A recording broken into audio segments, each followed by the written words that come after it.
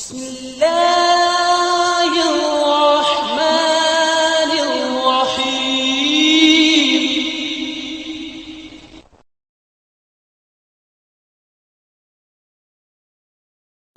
سورہ طٰہٰ، سورت کا آخری رکوع نمبر 8۔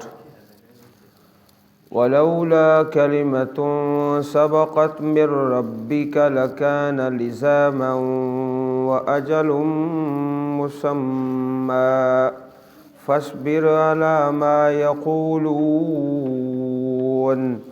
وَسَبِّحْ بِحَمْدِ رَبِّكَ قَبْلَ طُلُوعِ الشَّمْسِ وَقَبْلَ غُرُوبِهَا وَمِنْ آنَاءِ اللَّيْلِ فَسَبِّحْ وَأَطْرَافَ النَّهَارِ لَعَلَّكَ تَرْضَىٰ وَلَا تَمُدَّنَّ عَيْنَيْكَ إِلَىٰ مَا مَتَّعْنَا بِهِ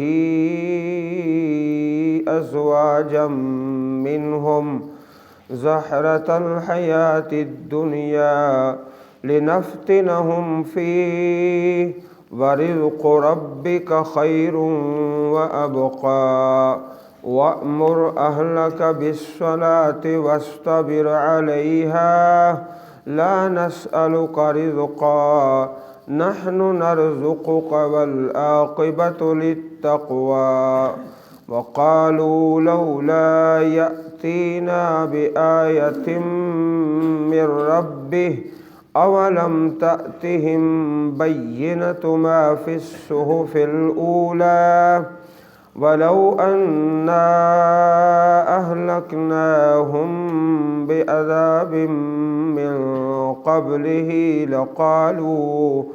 لَقَالُوا رَبَّنَا لَوْلَا أَرْسَلْتَ إِلَيْنَا رَسُولًا فَنَتَّبِعَ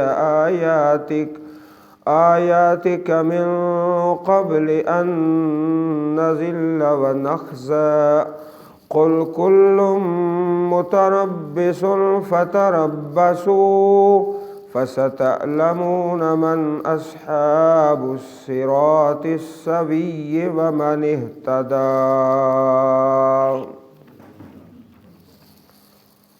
وَلَوْلَا كَلِمَةٌ سَبَقَتْ مِنْ رَبِّكَ لَكَانَ لِزَامًا وَأَجَلٌ مُّسَمًّى۔ گزشتہ آیت کریمہ میں پہلی امتوں کی ہلاکت کا تذکرہ کیا گیا کہ ان لوگوں کو چاہیے کہ پہلے لوگوں کے انجام سے عبرت پکڑیں اور نصیحت حاصل کریں۔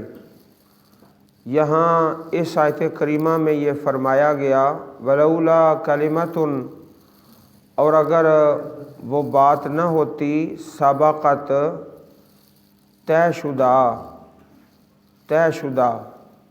مر ربی کا تیرے رب کی طرف سے، لکان لزاما تو ہوتا عذاب لازم، و اجل مسمى اور ایک مقرر وقت۔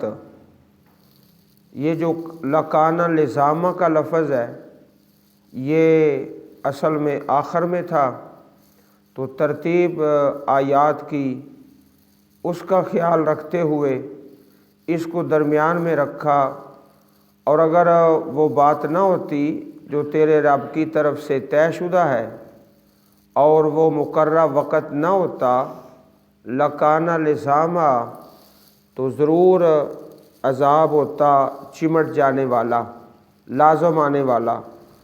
اللہ تعالیٰ کی جو رحمت ہے رب کائنات کے غصے اور غضب پر غالب ہے، چنانچہ حدیث مبارک ہے، سیدنا ابو ہریرہ رضی اللہ تعالی عنہ سے روایت ہے کہ رسول اکرم صلی اللہ علیہ وسلم نے ارشاد فرمایا لما خلق اللہ الخلق، اللہ پاک نے جب مخلوق کو پیدا فرمایا، کتب فی کتابہ وہو یکتب علی نفسہ وہو وضع عندہ علی العرش ان رحمتی تغلب غضبی۔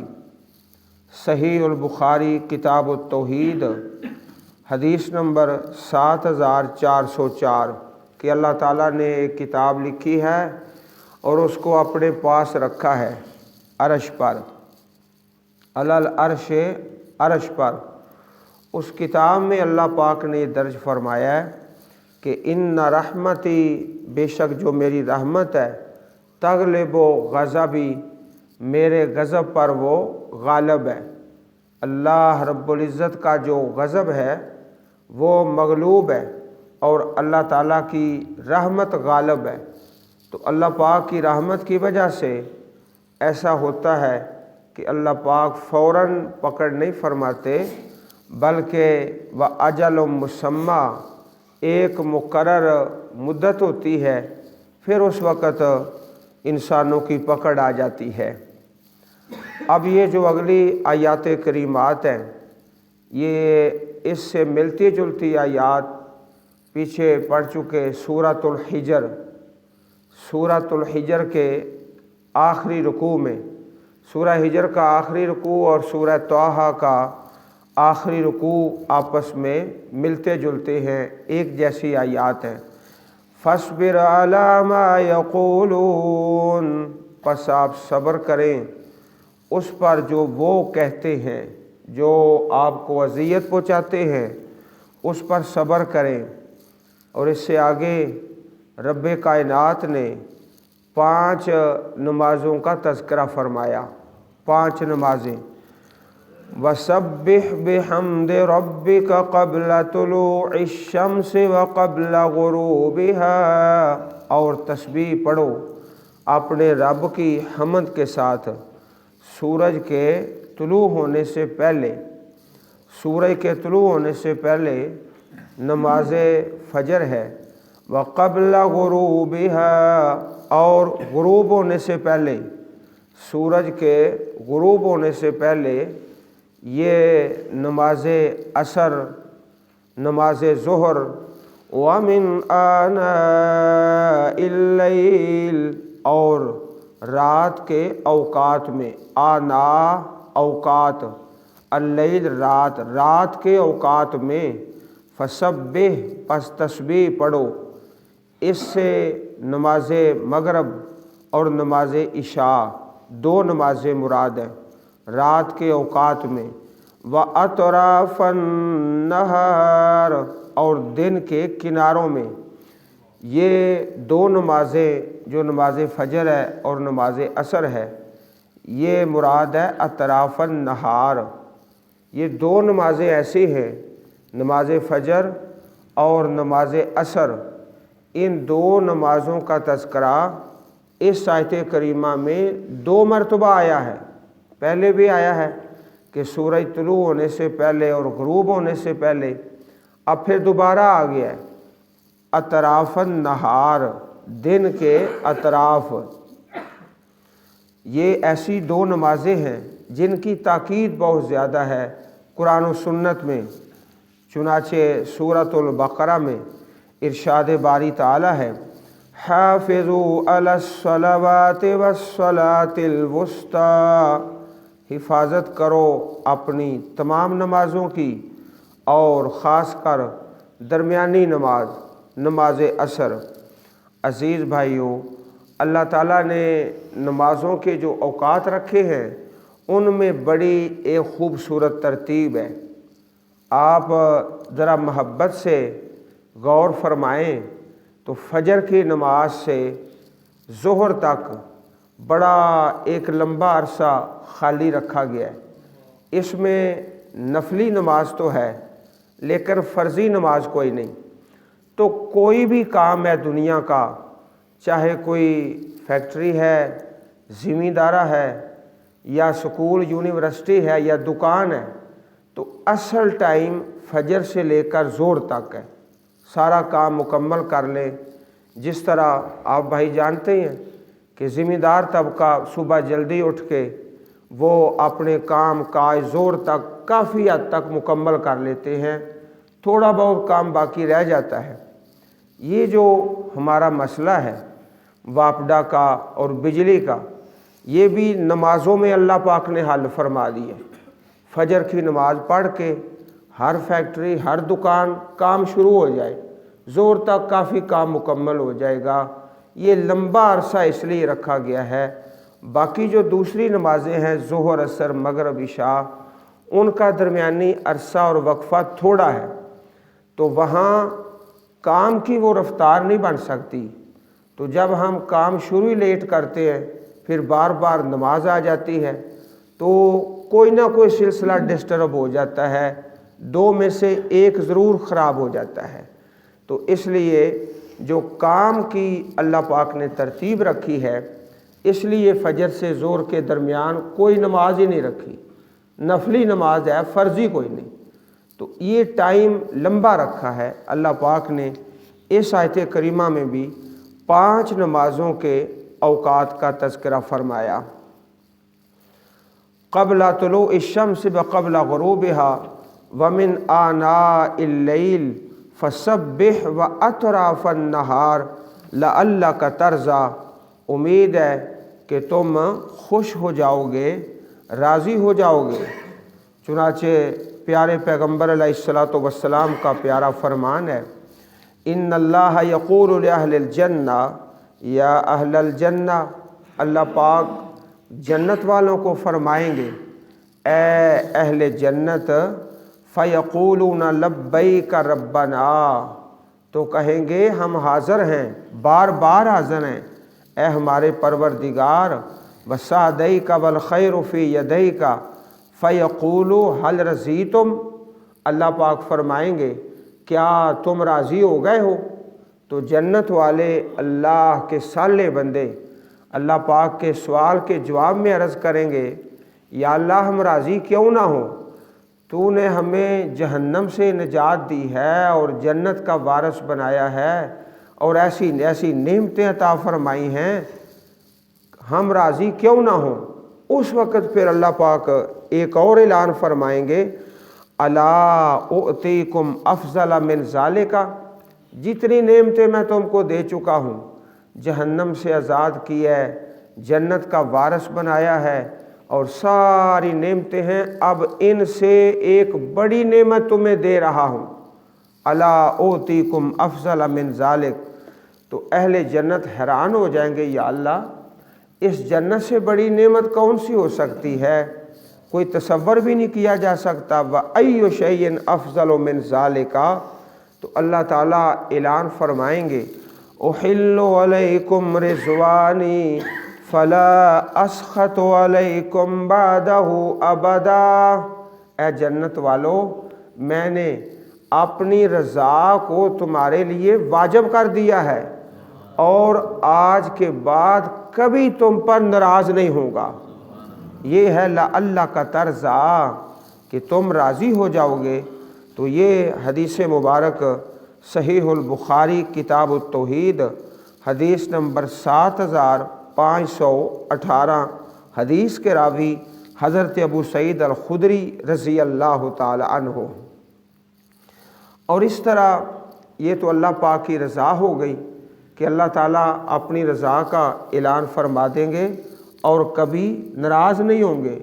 اور دوسرا اللہ پاک کی زیارت، اللہ تعالیٰ کی زیارت، اللہ رب العزت کی جنت میں اللہ تعالیٰ فیکشف الحجاب فما اؤتوا شیئا احب الیہم من النظر الی ربہم، صحیح مسلم کتاب الایمان حدیث نمبر 181، حدیث کے راوی حضرت صہیب رضی اللہ تعالی عنہ۔ اللہ تعالیٰ اپنا دیدار نصیب فرمائیں گے جنت والوں کو، اور اس وقت اہل جنت کہیں گے کہ اس سے زیادہ پیاری چیز تو ہمیں کبھی ملی نہیں، کوئی نصیب ہی نہیں ہوئی۔ اللہ تعالیٰ کے دیدار سے زیادہ پیاری چیز کون سی ہو سکتی ہے؟ وَلَا تَمُدَّنَّ عَيْنَيْكَ إِلَىٰ مَا مَتَّعْنَا بِهِ أَزْوَاجًا مِّنْهُمْ وَلَا تَمُدَّنَّ، اور مت پھیلاؤ، مت اٹھاؤ، عینیک، اپنی دونوں آنکھیں، یہ تثنیہ کا صیغہ ہے، دو آنکھیں، الی ما متعنا بہ ازواجا منہم، اس کی طرف جو ہم نے فائدہ دیا، متعنا سامان دیا، ازواجا منہم مختلف قسم کے لوگوں کو، یہاں ازواج سے مراد مختلف قسم کے لوگ، کئی قسم کے لوگ، زہرۃ الحیات الدنیا، دنیا کی زندگی کی زینت ہے۔ زہرہ، زہرہ کا معنی ہوتا ہے زینت، نام بھی رکھا جاتا ہے الزہراء، زہرۃ الحیات الدنیا، دنیا کی زندگی کی زینت ہے، لنفتنہم فیہ، تاکہ ہم آزمائیں ان کو اس میں، ورزق ربک خیر وابقی، اور تیرے رب کا رزق بہتر ہے اور باقی رہنے والا ہے، ابقی باقی رہنے والا ہے۔ دنیا کو جو مال و متاع ملا ہے اس کی طرف نظریں اٹھا اٹھا کے مت دیکھو، بلکہ اللہ کے رزق پر راضی رہو، دنیا کی چمک کو دیکھ کر بہک نہ جاؤ۔ جو اللہ نے دوسرے بندوں کو دیا ہے وہ ان کا ہی ہے، وہ میرا نہیں ہے، میرے لیے وَرِزْقُ رَبِّكَ خَيْرٌ وَأَبْقَىٰ، دوسرے کے رزق کو دیکھ کر فرمایا ہمیشہ اپنے سے نیچے کی طرف دیکھو، انظروا الی من هو اسفل منکم، نیچے، اپنے سے اوپر نہ دیکھو۔ جب نیچے دیکھو گے تو اللہ تعالیٰ کا شکر ادا کرو گے، یا اللہ تیرا شکر ہے۔ اللہ والو، کئی ایسے بندے بھی ہوتے ہیں نا جو دیکھنے میں انسان نظر آتے ہیں، لیکن ان کی حقیقت کیا ہوتی ہے؟ ایک قلم ہے، ایک پین ہے، اس سے انسان لکھتا رہتا ہے، جب وہ لکھنا چھوڑ دیتا ہے، لکھنا بند کر دیتا ہے، تو پھر اس کا کیا انجام ہوتا ہے؟ اسے ردی کی ٹوکری میں پھینک دو، اب یہ قلم لکھتا ہی نہیں، اس کا فائدہ ہی نہیں۔ تو جو انسان نکما ہے، نکارہ ہے، اللہ تعالیٰ کی آیات سے دور ہے، احادیث سے دور ہے، تو وہ اس قابل ہے کہ جس طرح وہ قلم ردی کی ٹوکری میں، اس طرح یہ جہنم کی گہرائی میں۔ کوئی قلم لکھتا ہی نہیں، آپ اس کو جیب میں تو نہیں رکھیں گے، وہ لکھ نہیں سکتا، وہ نکارہ ہے، پھینک دیں گے۔ وَأْمُرْ أَهْلَكَ بِالصَّلَاةِ وَاسْتَبِرْ عَلَيْهَا، اور حکم دو اپنے اہل کو نماز کا، تو یہ حکم ایک دن نہیں، 2 دن نہیں، ہمیشہ ہی۔ وَاسْتَبِرْ عَلَيْهَا، اور اس پر خوب پابندی کرو۔ وَاسْتَبِرْ کا معنی ہوتا ہے جم جاؤ، استقامت کرو، پابندی کرو۔ خود بھی نماز کی پابندی یہ ایسی بات نہیں ہے کچھ 6 مہینے، سال 2 سال کر کے چھوڑ دی جائے، یا گھر والوں کو کہنا ہے سال 2 سال 4 سال کہہ لیا اور پھر چھوڑ دیا، نہیں، استقامت کرو، جم جاؤ۔ وَاسْتَبِرْ عَلَيْهَا لَا نَسْأَلُكَ رِزْقًا، ہم نہیں سوال کرتے تم سے رزق کا، ہم نے تمہیں رزق کمانے کے لیے پیدا نہیں کیا، رزق کماؤ، بناؤ، کھاؤ، اس کے لیے تمہیں پیدا نہیں کیا، پیدا کیا ہے نماز کے لیے اور عبادت کے لیے۔ وَمَا خَلَقْتُ الْجِنَّ وَالْإِنسَ إِلَّا لِيَعْبُدُونَ، عبادت کے لیے، نماز کے لیے تمہیں پیدا کیا ہے، کمانے بنانے کے لیے پیدا نہیں کیا۔ ہاں وہ بھی دنیا کی زندگی گزارنے کے لیے ایک حصہ ہے، لیکن پیدا ہونے کا مقصد رزق نہیں، پیدا ہونے کا مقصد عبادت ہے۔ نحن نرزقک، ہم رزق دیتے ہیں تم کو، والعاقبۃ للتقوی، اور اچھا انجام تقوی کا ہے۔ اگر گھر والوں کو نماز پہ لگا لیا تو پھر تو دنیا کی چمک دمک ان پہ غالب نہیں آئے گی، لیکن اگر گھر والے نماز پر نہ لگے تو پھر دنیا کی چمک ان پہ غالب آ جائے گی، اور خود بھی پریشان ہوں گے اور آپ کو بھی پریشان کر دیں گے۔ اس لیے نماز کا حکم دیتے رہو، وَاسْتَبِرْ عَلَيْهَا، اور اس پر استقامت کرو۔ پیارے پیغمبر علیہ الصلوۃ والسلام کا پیارا فرمان سورہ نبی داؤد شریف میں مروا اولادکم بالصلاۃ وہم ابناء سبع سنین، حکم دو اپنی اولادوں کو نماز کا اس حال میں کہ وہ 7 برس کے ہیں، 7 سال کے۔ وَاضْرِبُوهُمْ عَلَيْهَا، اور ان کو مارو۔ وَهُمْ أَبْنَاءُ 10 سنین، اور وہ 10 سال کے ہو جائیں۔ وَفَرِّقُوا بَيْنَهُمْ فِي الْمَضَاجِعِ، اور ان کے بستر الگ کر دو۔ 10 سال عمر ہو گئی ہے تو بستر الگ کر دو اور نماز کی پابندی کراؤ۔ سورہ نبی داؤد کتاب الصلاۃ حدیث نمبر 495۔ حدیث کے راوی حضرت عبداللہ بن عمر رضی اللہ تعالی عنہ۔ عزیز بھائیوں، یہ تربیت کا بہترین عرصہ ہے۔ 7 سے 10، 7 سال کا ہو گیا بچہ، پھر 8 کا، پھر 9 کا، اور پھر 10 کا۔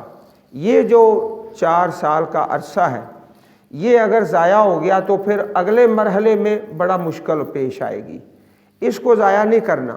7، 8، 9، 10 یہ بڑا خوبصورت وقت ہے نمازی بنانے کا۔ بچے کو ویسے بھی شوق ہوتا ہے میں گھر سے، اگر یہ عرصہ گزر گیا، 5 نمازیں بچے نے قائم نہ کی تو اگلے مرحلے میں پھر مشکل پیش آئے گی۔ اور اس کو بڑا خوبصورت وقت بتایا گیا ہے۔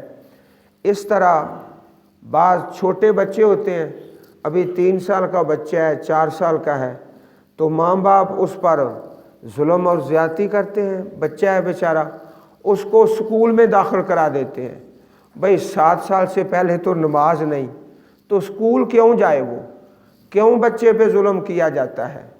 تو 7 سال کے بعد پھر اس کو سکول میں داخل کرائیں، اس سے پہلے کوئی اچھی بات نہیں۔ سب سے زیادہ اہمیت والی بات وہ نماز ہے، تو وہ اس عمر میں ہے۔ اور دوسری جو اہم ترین گزارش ہے، گھر سے باہر تبلیغ نرمی کے ساتھ اور گھر کے اندر سختی کے ساتھ۔ گھر میں سختی، وَاضْرِبُوهُمْ عَلَيْهَا وَهُمْ أَبْنَاءُ 10 سنین، گھر میں سختی اور باہر نرمی، یہ اصول ہے جو قرآن و سنت میں ہے۔ وَقَالُوا لَوْلَا يَأْتِينَا بِآيَةٍ مِّن رَّبِّهِ، اور انہوں نے کہا، قالوا کفار نے یہ کہا، اعتراض کر دیا، لولا یاتینا، کیوں نہیں وہ لاتا ہمارے پاس اللہ کا نبی، بآیت من ربہ، نشانی اس کے رب کی طرف سے۔ نشانیاں تو بڑی آئی تھیں، لیکن وہ چاہتے تھے کہ جو ہم ڈیمانڈ کرتے ہیں وہ نشانی آئے، جو ہمارا مطالبہ ہے، جو ہمارا سوال ہے وہ نشانی آئے۔ اولم تأتہم بینۃ ما فی الصحف الاولی، کیا نہیں آئی ان کے پاس بینۃ، دلیل، نشانی، ما فی الصحف الاولی، جو پہلے صحیفوں میں ہے، پہلی آسمانی کتابوں میں ہے۔ بھئی پہلی جو آسمانی کتابیں ہیں ان میں بھی تو پیارے نبی علیہ الصلوۃ والسلام کی بشارتیں اور خوشخبریاں موجود ہیں۔ اس سے بڑی نشانی ہم کہاں سے لائیں، اور کون سی نشانی پیش کریں، اور کون سا معجزہ پیش کریں؟ پہلی جو آسمانی کتابیں ہیں ان میں جناب محمد رسول اللہ صلی اللہ علیہ وسلم کی بشارت ہے۔ اولم تأتہم، کیا اور نہیں آئی ان کے پاس بینہ، تو وہ نشانی اور دلیل، ما فی الصحف الاولی، جو پہلے صحیفوں میں ہے، پہلی آسمانی کتابوں میں ہے۔ تو جب ویسے ہی انسان انکار پر اتر آئے، اس کا پھر کیا علاج ہو سکتا ہے؟ وَلَوْ أَنَّا أَهْلَكْنَاهُمْ بِعَذَابٍ مِّن قَبْلِهِ، اور اگر بے شک ہم ہلاک کرتے ان کو ساتھ عذاب کے، اس سے پہلے، کتاب اللہ سے پہلے، تو پھر وہ کافر لوگ کہہ سکتے تھے لَقَالُوا رَبَّنَا لَوْلَا أَرْسَلْتَ إِلَيْنَا رَسُولًا، تو وہ کہتے کافر لوگ جن پر عذاب آیا ہے، ربنا اے ہمارے پروردگار، لولا ارسلت الینا کیوں نہیں تو نے بھیجا ہماری طرف رسولاً رسول کیوں نہ آیا، فنتبع آیاتک تو ہم پیروی کرتے تیری آیات کی، من قبل ان نذل ونخزى، اس سے پہلے کہ ہم رسوا ہوں اور ذلیل ہوں، نذلہ ہم ذلیل ہو جائیں، ونخزى اور رسوا ہو جائیں۔ اللہ تعالیٰ نے نہ کوئی رسول بھیجا ہے نہ کوئی کتاب، اس لیے ہم گمراہ ہوئے۔ اللہ رب العزت نے ان کے اس عذر کا بھی خاتمہ فرما دیا اپنی کتاب نازل فرما کے اور اپنے پاک پیغمبر علیہ الصلاۃ والسلام کو مبعوث فرما کے۔ عزیز بھائیو، پیارے پیغمبر علیہ الصلاۃ والسلام کی پیاری حدیث ہے، ان اللہ تعالی یقول، بے شک اللہ تعالیٰ فرماتے ہیں، حدیث قدسی ہے، حدیث قدسی، یبن آدم، اے آدم کے بیٹے، اے انسان، تفرغ لعبادتی، میری عبادت کے لیے فارغ ہو جا، اپنا وقت نکال لے۔ املا صدر کا گنا، اس کے دو فائدے ہوں گے، ایک تو پہلا فائدہ کہ میں تیرا سینہ غنی کر دوں گا، تیرا سینہ غنی کر دوں گا۔ دوسرا فائدہ وَأَسُدَّ فَقْرَكَ، تیرا فقر اور تیری محتاجی اس کا میں خاتمہ فرما دوں گا۔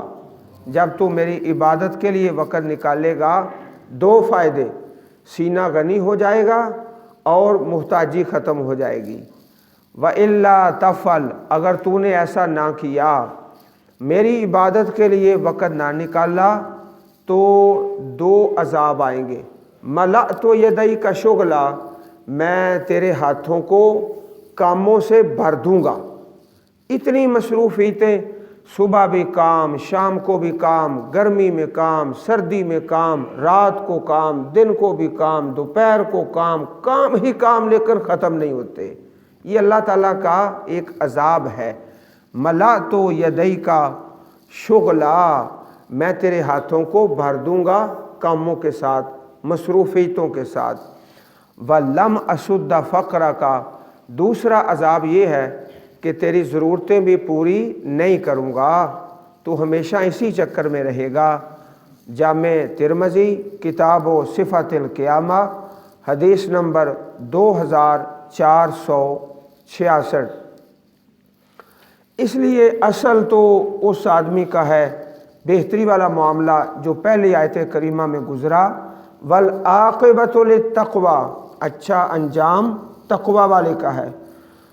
قل کل متربص فتربصوا، کہہ دیجئے کل، سارے کے سارے، تمام، متربص، انتظار کرنے والے ہیں، انتظار کرو تم بھی۔ اللہ کے نبی علیہ الصلاۃ والسلام اور صحابہ وہ بھی انتظار میں ہیں، کس پر اللہ کی پکڑ نازل ہوتی ہے؟ فتربصوا، اور تم بھی انتظار کرو، سارے انتظار کرو۔ فستعلمون، پس ان قریب تم جان لو گے، من اصحاب الصراط السوی، کون ہے سیدھے راستے والا، صراط راستہ، السوی سیدھا، سیدھے راستے والے کون ہیں؟ ومن اہتدی، اور کون ہے جو ہدایت والا ہے۔ چنانچہ بہت جلدی پتہ لگ گیا، اس آیت کریمہ میں چیلنج دیا گیا نا کہ ٹھیک ہے تم اللہ کے نبی کو نہیں مانتے، کتاب اللہ کو نہیں مانتے، تم بھی انتظار کرو، ہم بھی انتظار کرتے ہیں۔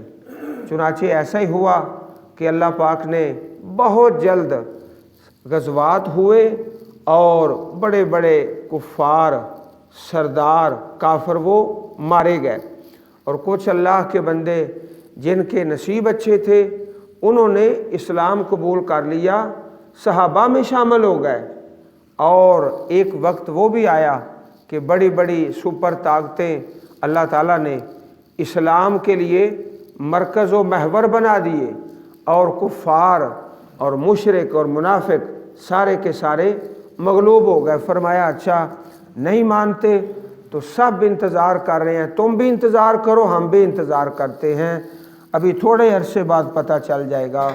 اللہ احکم الحاکمین ہم سب کو اپنی پر رحمت کتاب پڑھنے اور سمجھنے اور عمل کرنے کی توفیق عطا فرمائے، آمین۔ سبحان ربک رب العزت عما یصفون وسلام علی المرسلین والحمد للہ رب العالمین۔